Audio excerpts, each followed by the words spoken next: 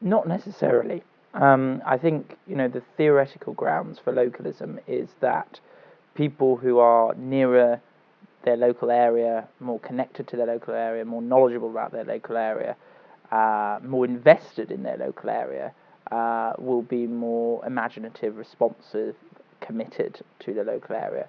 But I'm not sure that's necessarily true, and I think sometimes with public service reform, we concentrate much more on structures and the type of structures we want and where power lies, rather than thinking about individuals and particular leaders in those public services. Because often, I think people with the right skill set and passion, if we have those people leading our public services, then you get the kind of reform, innovation that you want, which is often the kind of justification for localism, which is you get different pockets of the country experimenting with different things, and then we find out which is the best. But often I think it's not really about central versus local government, it's about having the right people who have an entrepreneurial mindset, and that's what we should be focusing on. How do we attract and retain those type of people in public services? You got any ideas about how we could do that? That's a good question. I mean, I think that there's obviously a cultural issue around public services and seeing that as a kind of social entrepreneurialism. So that needs a kind of shifted attitude. There are things like Teach First, which could be seen through that mindset of getting people who are quite commercially minded, business minded, who might do a bit of public services for a while and then go elsewhere. And I think actually that idea of jumping to between different professions, learning from one profession, seeing if you can apply it to another, is probably quite useful in bringing people with different perspectives and energy into public services.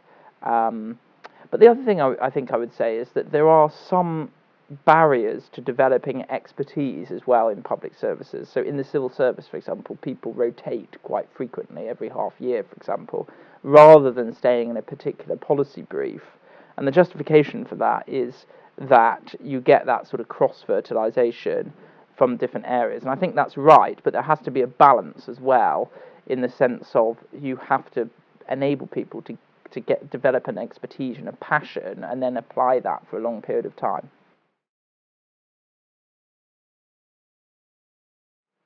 Well, I would question the premise of that, which is I don't think necessarily short-termism is always necessarily bad.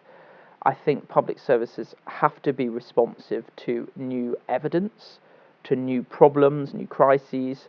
So it has to be flexible and nimble and willing to change things when evidence changes, or when emergencies arise. So I don't necessarily think short-termism is always bad. I prefer a kind of evidence-led approach, and if the evidence changes on how to do something or what is urgent, then the public service should change. But having said that, I think there is obviously a need to enable public services to develop also a long-term strategy, to sit aside that more kind of agile approach.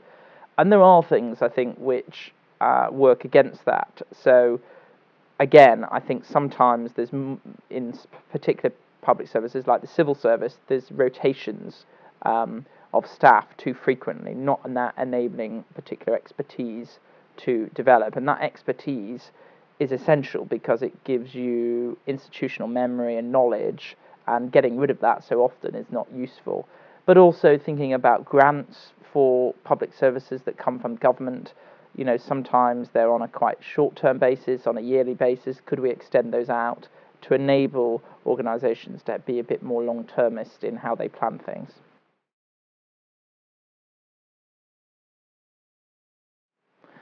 Yeah, you see, I think there's a danger, as in with a lot of organisations, of trying to formalise something, which is, what we need to do is set up a load of meetings or positions to enable think tank people to learn from academics, when actually I think it's more informal, and having touch points and networks between think tanks and academics, and I think that's the important thing. So, I'm a visiting fellow here at King's, and that enables me to come to seminars and meet with other academics, learn what projects they're doing, learn some of the ideas they're getting, But equally, do we need academics being associate fellows, visiting fellows of think tanks as well, and coming along to seminars and contributing in that way, contributing papers, doing, for example, a bit of the work of a think tank project. Sometimes, for example, we commission statistical work from academics. So that's a way of bringing people together. So actually, it's just increasing the kind of opportunities for exchange of ideas, doing work together. I think that's important because both academics and think tank people can learn from one another. There are particular skill sets and ways of doing things which are, useful for both parties to learn from. Yeah, I think sometimes think tanks are partial in the sense of, they may not be aligned to particular political parties, but they have a certain ideological slant which makes them seem closer to a particular party or not. So sometimes academics are wary of engaging too much with think tanks because they, quite rightly, are concerned about their impartiality. But I think that nervousness is a bit too far sometimes. A lot of the think tanks, including mine, which is a liberal conservative think tank, is partial ideologically, but is very independent in the sense of we are independent from the Conservative Party. We're looking to influence the Conservative Party. We're not trying to champion the Conservative Party. So it would be useful, I think, for academics just to be a little less nervous about that and get involved in steering groups, in doing work, in writing papers for different think tanks. And I think that's important. In terms of sort of your question about is there a sort of general skepticism with experts, Michael Gove famously said during the referendum, people have had enough of experts. He has since clarified that, and I think we need to be careful of not, what I think the main problem is that we're in a kind of accusationary age, which is if someone says something, everybody piles in and tries to attack them and bring them down. So that makes people nervous of being outspoken, of speaking freely. And I think that's the danger that we're in.